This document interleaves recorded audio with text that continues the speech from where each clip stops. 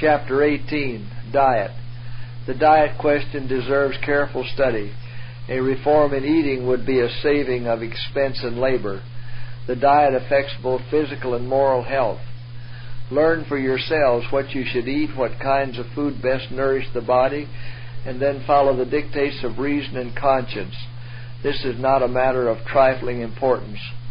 Those who will not eat and drink from principle will not be governed by principle in other things. The many dishes usually prepared for dessert should be dispensed with. The large amount of cooking usually done is not at all necessary. Neither should the diet be poor, neither in quality nor quantity. The proper cooking of food is a most essential requirement, especially where meat is not made an article of diet. Something must be prepared to take the place of meat, and these foods must be well prepared so that meat will not be desired. We need persons who will educate themselves to cook healthfully. Many know how to cook meats and vegetables in different forms, yet do not understand how to prepare simple and appetizing dishes. There is religion in good cooking, and I question the religion of that class who are too ignorant and too careless to learn to cook. It is the positive duty of physicians to educate by pen and voice all who have the responsibility of preparing food for the table. You profess to be health reformers, and for this very reason you should become good cooks. Those who can avail themselves of the advantages of properly conducted hygienic cooking schools will find it a great benefit both in their own practice and in teaching others. One reason why many have become discouraged in practicing health reform is that they have not learned how to cook so that proper food, simply prepared, would supply the place of the diet to which they have been accustomed. Cooking can be done in a simple, healthful, and easy manner without the use of lard, butter, or flesh meats. Skill must be united with simplicity. To do this, women must read and then patiently reduce what they read to practice. Many are suffering because they will not take the trouble to do this. It is a religious duty for those who cook to learn how to prepare healthful food in different ways so that it may be eaten with enjoyment. What branch of the education of a young lady can be so important as this?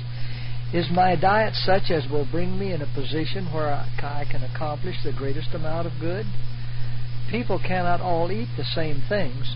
Some articles of food that are wholesome and palatable to one person may be hurtful to another, so it is impossible to make an unvarying rule by which to regulate everyone's dietetic habits. The Lord intends to bring His people back to live upon simple fruits, vegetables, and grains. God provided fruit in its natural state for our first parents. All the elements of nutrition are contained in the fruits, vegetables, and grains. Grains and fruits prepared free from grease and in as natural a condition as possible should be the food for the tables of all who claim to be preparing for translation to heaven.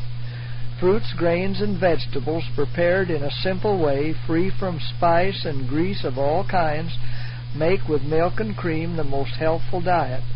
They impart nourishment to the body and give a power of endurance and vigor of intellect that are not produced by a stimulating diet.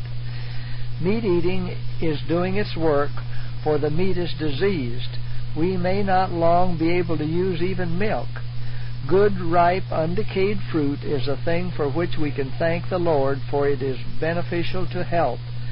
Dry food, which requires mastication, is far preferable to porridges.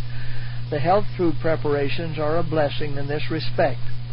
My sisters, do not place upon your tables food that is exciting and irritating, but that which is plain, wholesome, and nutritious.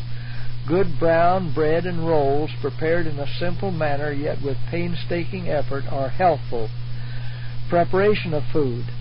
In the preparation of food, the golden rays of light are to be kept shining, teaching those who sit at the table how to live. Food should be thoroughly cooked, nicely prepared, and appetizing. The food should have been prepared in a simple form and free from grease, but pains should have been taken to have it nutritious, healthful, and inviting. Food should be prepared with simplicity and yet with a nicety that will invite the appetite. Great care should be taken when the change is made from a flesh meat to a vegetarian diet to supply the table with wisely prepared, well-cooked articles of food. It is important that the food should be prepared with care that the appetite, when not perverted, may relish it. Unless the food is prepared in a wholesome, palatable manner, it cannot be converted into good blood to build up the wasting tissues. Many do not feel that this is a matter of duty, and hence they do not try to prepare food properly. This can be done in a simple, healthful, and easy manner without the use of lard, butter, or flesh meats. In every line of cooking, the question which should be considered is, how can the food be prepared in the most natural and inexpensive manner? And there should be careful study that the fragments of food left over from the table be not wasted. Hot raised bread of any kind is difficult of digestion. Bread should never have the slightest taint of sourness.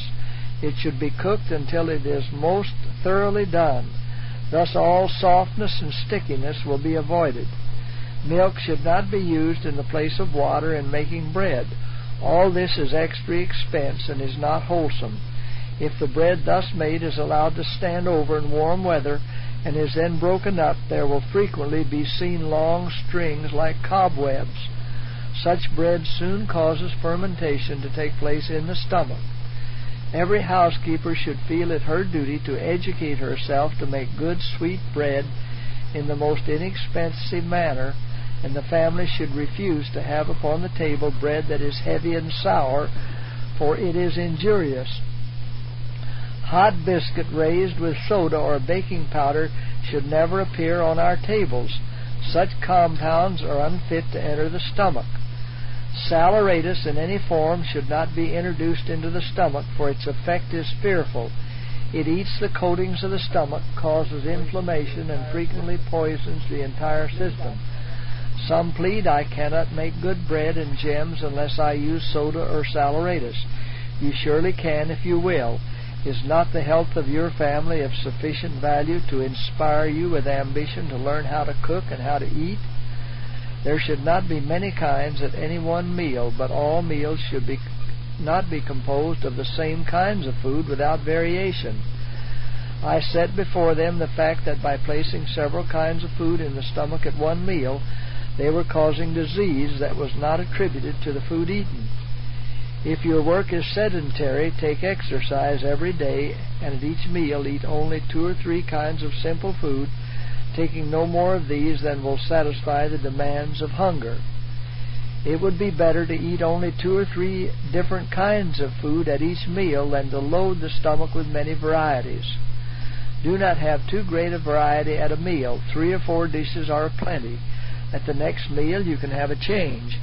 The cook should tax her inventive powers to vary the dishes she prepares for the table, and the stomach should not be compelled to take the same kinds of food meal after meal.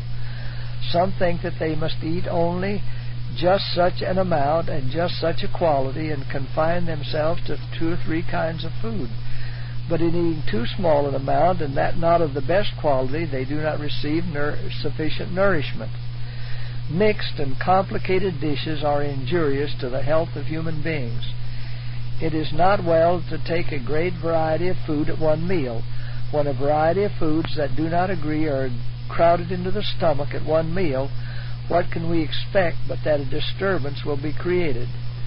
I advise the people to give up sweet puddings or custards made with eggs and milk and sugar, and to eat the best homemade bread, both grim and white, with dried or green beans, and let that be the only course for one meal. Then let the next meal be of nicely prepared vegetables.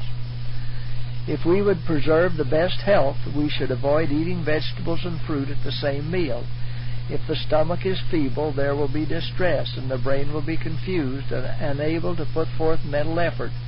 Have fruit at one meal and vegetables at the next. We advise you to change your habits of living, but while you do this, we caution you to move understandingly. I am acquainted with families who have changed from a meat diet to one that is impoverished.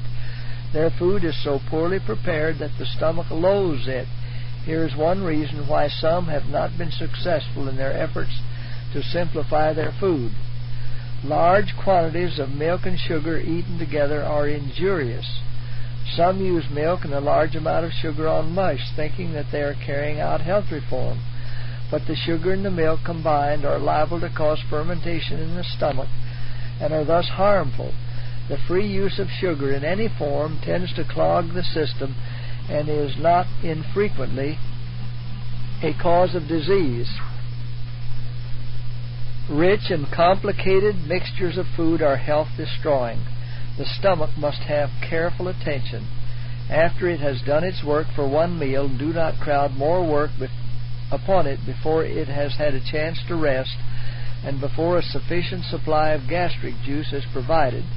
5 hours at least should be given between each meal, and always bear in mind that if you would give it a trial, you would find 2 meals better than 3.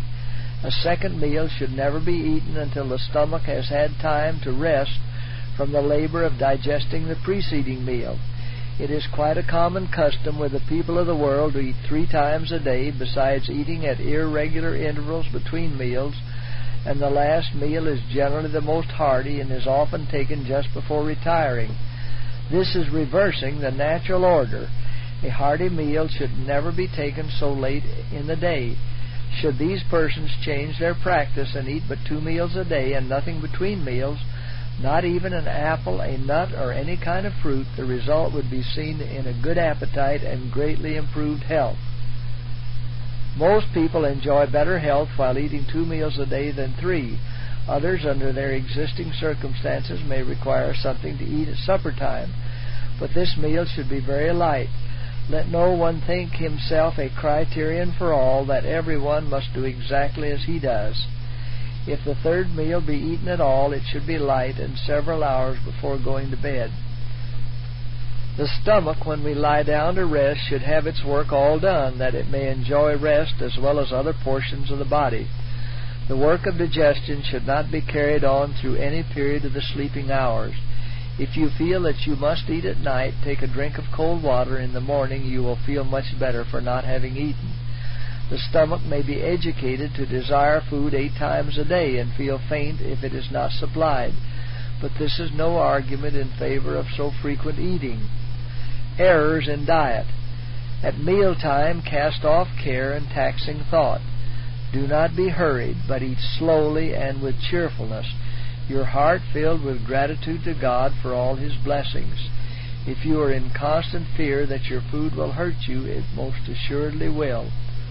Some health reformers are constantly worrying for fear their food, however simple and healthful, will hurt them. To these let me say, do not think that your food is going to hurt you, but when you have eaten according to your best judgment and have asked the Lord to bless the food, believe that He has heard your prayer and be at rest. You should never let a morsel pass your lips between your regular meals. Eat what you ought, but eat it at one meal and then wait until the next. 3 meals a day and nothing between meals, not even an apple, should be the utmost limit of indulgence. Those who go further violate nature's laws and will suffer the penalty. When traveling, some are almost constantly nibbling if there's anything within their reach. This is a most pernicious practice. Animals that do not have reason and that know nothing of mental taxation may do this without injury, but they are no criterion for rational beings who have mental powers that should be used for God and humanity. Food taken into the stomach at untimely seasons leaves an influence on every fiber of the system. In order to have healthy digestion, food should be eaten slowly. Those who wish to avoid dyspepsia and those who realize the obligation to keep all their powers in a condition which will enable them to render the best service to God will do well to remember this. If your time to eat is limited, do not bolt your food, but eat less and eat slowly. Do not be hurried, but eat slowly and with cheerfulness, your heart filled with gratitude to God for all His blessings. Eat slowly and allow the saliva to mingle with the food. The more liquid there is taken into the stomach with the meals, the more difficult it is for the food to digest. The benefit you derive from your food does not depend so much on the quantity eaten as on its thorough digestion, nor the gratification of the taste so much on the amount of food swallowed as on the length of time it remains in the mouth. If more food is eaten than can be digested and appropriated, a decaying mass accumulates in the stomach, causing an offensive breath and a bad taste in the mouth. The vital powers are exhausted in an effort to throw off the excess, and the brain is robbed of nerve force. Nearly all members of the human family eat more than the system requires. Even so-called health reform needs reforming on this point. If more food, even of a simple quality, is placed in the stomach than the living machinery requires, this surplus becomes a burden. The system makes a desperate effort to dispose of it, and this extra work causes a weakly feeling. Some who are continually overeating call this all-gone feeling hunger, but it is caused by the overworked condition of the abused digestive organs. Some of you feel as though you would like to have someone tell you how much to eat. This is not the way it should be. We are to act from moral and religious standpoint. We are to be temperate in all things, because an incorruptible crown, a heavenly treasure, is before us. And now I wish to say to my brethren and sisters, I would have moral courage to take my position and govern myself. You eat too much, and then you are sorry, and so you keep thinking upon what you eat and drink. Just eat that which is for the best, and go right away feeling clear in the sight of heaven and not having remorse of conscience. There is evil in overeating of even healthful food. If we overeat, the brain power is taxed to take care of a large quantity of food that the system does not demand. The mind is clouded and the perceptions enfeebled. When the brain is constantly taxed and there is a lack of physical exercise, they should eat sparingly, even of plain food. They closely apply their minds to books and eat the allowance of a laboring man. Under such habits, some grow corpulent because the system is clogged. Others become lean, feeble, and weak because their vital powers are exhausted in throwing off the excessive food. The liver becomes burdened and unable to throw off the impurities in the blood, and sickness is the result. Overeating, even of the simplest food, benumbs the sensitive nerves of the brain and weakens its vitality.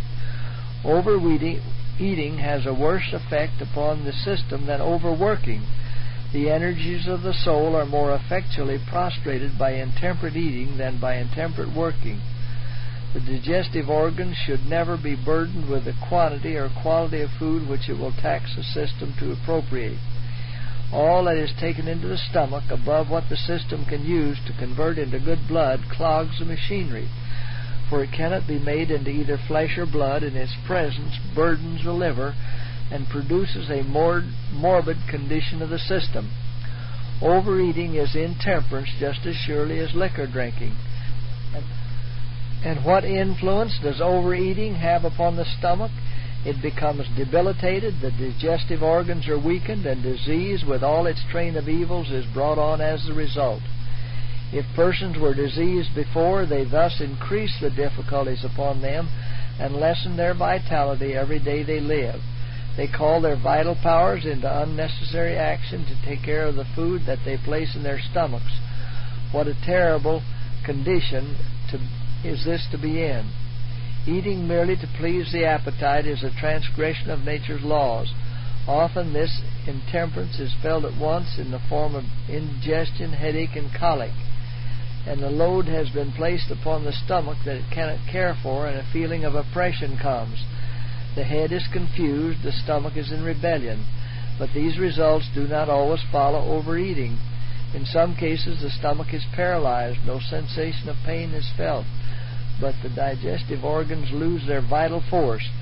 The foundation of the human machinery is gradually undermined, and life is rendered very unpleasant. Taken with meals, water diminishes the flow of the salivary glands, and the colder the water, the greater the injury to the stomach. Ice water or iced lemonade drunk with meals will arrest digestion until the system has imparted sufficient warmth to the stomach to enable it to take up its work again. Food should not be washed down. No drink is needed with meals. Eat slowly and allow the saliva to mingle with the food. The more liquid there is taken into the stomach with the meals, the more difficult it is for the food to digest, for the liquid must be first absorbed. Hot drinks are debilitating, and besides, those who indulge in their use become slaves to the habit. Do not eat largely of salt. Give up bottled pickles. Keep fiery, spiced food out of your stomach. Eat fruit with your meals, and the irritation which calls for so much drink will cease to exist. But if anything is needed to quench thirst, pure water drunk some little time before or after a meal is all that nature requires. Water is the best liquid possible to cleanse the tissues. I am advising the people wherever I go to give up liquid food as much as possible. Taken in a liquid state, your food would not give healthful vigor or tone to the system. But when you change this habit and eat more solids and less liquids, your stomach will feel disturbed. Notwithstanding this, you should not yield the point. You should educate your stomach to bear a more solid diet. Dry food that requires mastication is far preferable to porridges. The health food preparations are a blessing in this respect. For those who can use them, good vegetables prepared in a healthful manner are better than soft mushes and porridge. Fruits used with thoroughly cooked bread 2 or 3 days old, which is more healthful than fresh bread, slowly and thoroughly masticated, will furnish all that the system requires. Very hot food ought not to be taken into the stomach. Soups, puddings, and other articles of the kind are often eaten too hot, and as a consequence the stomach is debilitated. Let them become partly cool before they are eaten. I do not approve of eating much cold food for the reason that the vitality must be drawn from the system to warm the food until it becomes of the same temperature as the stomach before the work of digestion can be carried on. Rich and complicated mixtures of food are health-destroying. Highly seasoned meats and rich pastry are wearing out the digestive organs of children. At too many tables, when the stomach has received all that it requires to carry on the work of nourishing the system, another course consisting of pies, pudding, and highly flavored sauces is placed upon the table. Many, though they have already eaten enough, will overstep the bounds and eat the tempting dessert, which, however, proves anything but good to them. If the extras which are provided for dessert were dispensed with altogether, it would be a blessing. Many understand how to make different kinds of cakes, but cake is not the best food to be placed upon the tables. Sweet cakes, sweet puddings, and custards will disorder the digestive organs, and why should we tempt those who surround the table by placing such articles before them? Cook meat with spices and eat it with rich cakes and pies, and you have a bad quality of blood. The system is too heavily taxed in disposing of this kind of food. The mince pies and pickles, which should never find a place in any human stomach, will give a miserable quality of blood. Flesh meat and rich food and an impoverished diet will produce the same results. Condiments and spices used in the preparation of food for the table aid digestion in the same way that tea and coffee and liquor are supposed to help the laboring man to perform his task. After the immediate effects are gone, those who use them drop so far below par as they were elevated above par by these stimulating substances. The system is weakened, the blood contaminated, and inflammation is the sure result. The less frequently condiments and desserts are placed on our tables, the better it will be for all who partake of the food. Our tables should bear only the most wholesome food, free from every irritating substance. The appetite for liquor is encouraged by the preparation of food with condiments and spices. These cause a feverish state of the system, and drink is demanded to allay the irritation. On my frequent journeys across the continent, I do not patronize restaurants, dining cars, or hotels for the simple reason that I cannot eat the food there provided. The dishes are highly seasoned with salt and pepper, creating an almost intolerable thirst. They irritate and inflame the delicate coating of the stomach. Such is the food that is commonly served upon fashionable tables and given to the children. Its effect is to cause nervousness and to create thirst which water does not quench. Food should be prepared in as simple a manner as possible, free from condiments and spices, and even from an undue amount of salt. Spices at first irritate the tender coating of the stomach, but finally destroy the natural sensitiveness of this delicate membrane. The blood becomes fevered, the animal propensities are aroused, while the moral and intellectual powers are weakened and become servants to the baser passions. Persons who have indulged their appetite to eat freely of meat, highly seasoned gravies, and various kinds of rich cakes and preserves cannot immediately relish a plain, wholesome, nutritious diet. Their taste is so perverted they have no appetite for a wholesome diet of fruits, plain bread, and vegetables. They need not expect or relish at first food so different from that in which they have been indulging. If they cannot at first enjoy plain food, they should fast until they can. That fast will prove to them of greater benefit than medicine, for the abused stomach will find the rest which it has long needed, and real hunger can be satisfied with a plain diet. It will take time for the taste to recover from the abuses it has received and to gain in its natural tone. But perseverance in a self-denying course of eating and drinking will soon make plain, wholesome food palatable, and it will be eaten with greater satisfaction than the epicure enjoys over his rich dainties. The effect of cheese is deleterious. Cheese should never be introduced into the stomach.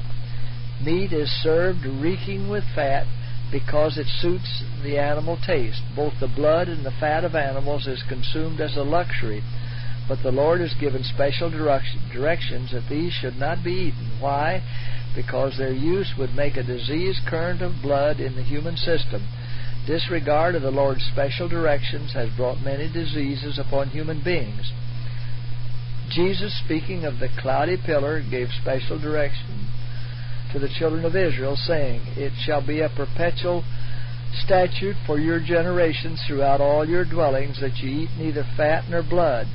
And the Lord spake unto Moses, saying, "Speak unto the children of Israel, saying, Ye shall eat no manner of fat of ox, of sheep, or of goat.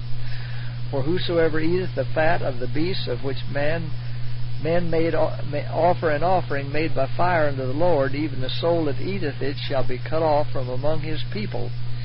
You should keep grease out of your food. It defiles any preparation of food you may make. Grease cooked in the food renders it difficult of digestion. Some fall into the error that because they discard meat, they have no need to supply its place with the best fruits and vegetables prepared in their most natural state, free from grease and spices. Butter and meat stimulate. They have injured the stomach and perverted the taste. You place upon your table butter, eggs, and meat, and your children partake of them. They are fed with the very things that will excite their animal passions, and then you come to meeting and ask God to bless and save your children. Saleratus in any form should not be introduced into the stomach, for the effect is fearful. It eats the coatings of the stomach, causes inflammation, and frequently poisons the entire system. Hot soda biscuit are often prepared, spread with butter, and eaten as a choice diet, but the feeble digestive organs cannot but feel the abuse placed upon them.